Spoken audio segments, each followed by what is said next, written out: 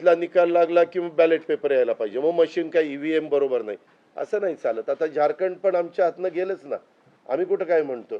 ठीक आहे, त्या जनतेने कौल दिलेला आहे तशा पद्धतीनं महाराष्ट्रातल्या आणि विशेषतः महाराष्ट्रामध्ये बऱ्याचदा आपले जे 6 रिजन आहेत ना, मराठवाडा, विदर्भ, पश्चिम महाराष्ट्र, कोकण, मुंबई, अशा सगळ्या वेगवेगळ्या रिजनमध्ये, नाशिक, सगळीकडेच तुम्ही बघितलं तर सगळीकडे महायुती जोरात चालली.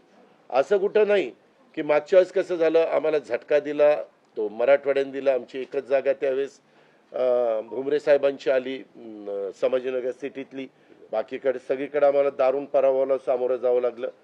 आणि तसं ह्या वेळेस झालं नाही. तुम्ही जर अंदाज घेतला तर सगळीकडेच चांगल्या प्रकारे महायुतीला यश मिळालं. काही जागा गेल्या त्या फार थोड्या मतांनी त्या बाबतीमध्ये गेलेले आहेत, असंही चित्र. आणि मीडियावाल्यांनो, मला एक तुम्हाला इलेक्ट्रॉनिक पण आहे, प्रिंट पण मीडिया आहे, मला एक कळत नाही, तुम्ही खऱ्या बातम्या देत चाला ना. जे खऱ्या देत नाही त्यांना मला म्हणायचं, तुम्ही बाकी सगळे खऱ्या बातम्या देतात, त्याच्याबद्दल दुमत नाही.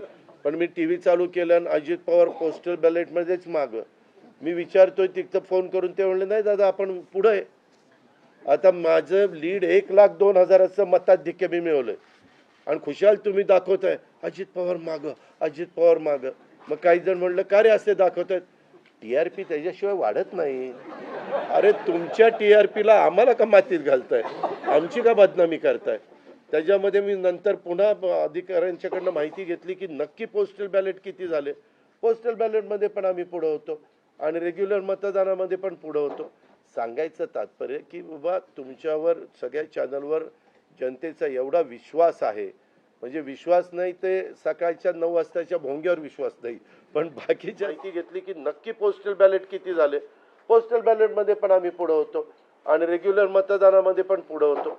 सांगायचं तात्पर्य की बाबा तुमच्यावर सगळ्या चॅनलवर जनतेचा एवढा विश्वास आहे, म्हणजे विश्वास नाही ते सकाळच्या 9 वाजताच्या भोंग्यावर विश्वास नाही, पण बाकीच्यांवर फार विश्वास आहे. माझं एवढंच म्हणणं आहे की खऱ्या बातम्या दिल्या तर काही वाईट होणार नाही. पण खूप चांगलं यश मिळालं. अजून पण काही काउंटिंग चालू आहे, काही ठिकाणी रिकाउंटिंग मागितलेलं. ठीक आहे, तो त्यांचा प्रत्येकाचा अधिकार आहे.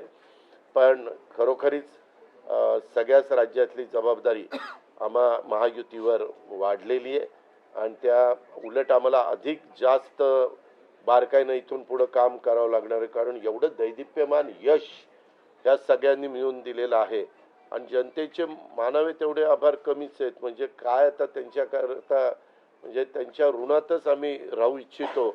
आणि 5 वर्ष अक्षरशः अतिशय एकोप्याने ही युती शेवटपर्यंत कशा पद्धतीनं काम करेल आणि जनतेने टाकलेल्या विश्वासाला कुठल्याही परिस्थितीमध्ये तडा जाऊन दिला जाणार नाही.